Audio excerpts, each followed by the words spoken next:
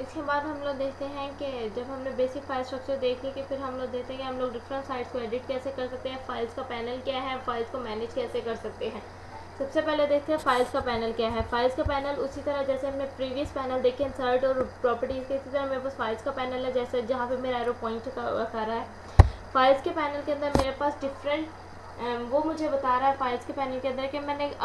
अभी तक अपने इस ड्रीम वीवर की जो वेबसाइट है इसके अंदर कौन कौन सी फाइल्स यूज़ की हैं और वो मेरे जो सिस्टम है, मेरा पीसी है, वहाँ पे कहाँ कहाँ पे पड़ी हुई। अभी तक तो ये सिर्फ डेस्कटॉप पे पॉइंट आउट करे क्योंकि मैंने भी इसके अंदर जो रिस्पेक्टिव है वो सबको डेस्कटॉप पे यूज़ किए हैं मैं, और डेस्कटॉप से मैंने जो फाइल ली है वो मेरे पास अभी सामने ड्रीम वीवर अपीयर हो रही है। फाइल्स का पैनल यानी हम लोग को बताएगा कि हम लोग जो फाइल्स यूज़ कर रहे हैं या जो फाइल हमने बना ली है ड्रीम वीवर की वेबसाइट, वो हम लोग ने कहाँ पे रखी थी है और जो फाइल यूज़ कर रहे हैं वो कहाँ से हम लोग बेसिकली ड्रीम वीवर के अंदर इंपोर्ट करवा रहे हैं। इसके बाद मेरे पास आता है कि मैं किस तरह से अपनी कोई न्यू साइट है डिफ़ाइन कर सकती हूँ अपने ड्रीम वीवर के अंदर। न्यू साइट डिफ़ाइन करने के लिए मेरे पास मेन्यू बार का ऑप्शन है। इसमें अगर मैं फाइल के मेन्यू में चली जाऊँ तो वहाँ पे वो मुझे न्यू का ऑप्शन देता है या Ctrl+N की शॉर्टकट की देता है। अगर वो नहीं तो उसके बाद मेरे पास साइट का मेन्यू है जहाँ से वो मुझे कहता है कि मैं न्यू साइट बनाना चाह रही हूँ। यानी मैंने अगर कोई न्यू साइट डिफ़ाइन करनी है तो मैं सिंपल मेन्यू बार में जाऊंगी और साइट के मेन्यू में जाके न्यू साइट के बटन को क्लिक करूंगी तो मेरे पास न्यू साइट का ऑप्शन आ जाएगा। फिर उसके बाद है कि फाइल्स एंड फोल्डर्स कैसे मैनेज करने हैं और अपनी साइट्स को कैसे मैनेज करना है। इस साइट्स को या फाइल्स एंड फोल्डर्स को मैनेज करने के लिए मेरे पास सेम उसी तरह का तरीका, जैसे कि मैं न्यू साइट बना रही हूँ उसी तरह से मैं मेन्यू बार में जाऊँगी, साइट के बटन पे क्लिक किया तो मेरे पास न्यू साइट के बिल्कुल नीचे मेरे पास बटन आ रहा है मैनेज साइट्स का। मैनेज साइट्स पे जाऊँगी तो वो मुझसे पूछेगा कि मैंने अपनी कौन कौन सी साइट्स हैं जिनको मैनेज करना है। इसमें कुछ साइट्स जो हम पहले से यूज़ कर रहे हैं उनके नेम अपेयर होंगे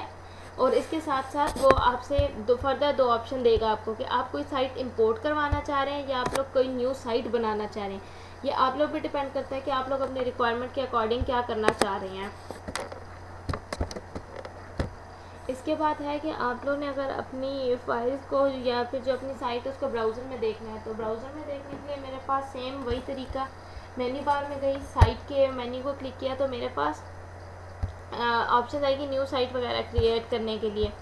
और उसके बाद मेरे पास आता है कि अगर मैंने अपनी साइट ब्राउज़र में देखनी है या प्रीव्यू करना है ब्राउज़र के अंदर तो यहाँ पे मेरे पास मैं फ़ाइल का ऑप्शन में ही तो मेरे पास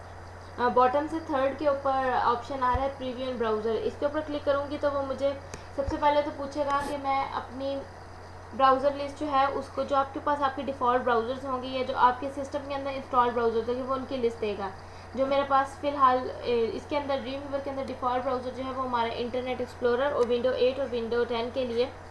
माइक्रोसॉफ्ट एज होता है। इसके बाद वो आपसे पूछेगा कि आप अपनी ब्राउज़र लिस्ट एडिट कर लें कि आप अपना कोई डिफ़ॉल्ट ब्राउज़र जो है वो डालना चाह रहे हैं तो मेरे पास खुले। अब वो मुझसे पूछेगा कि मैं किस ब्राउज़र को अपनी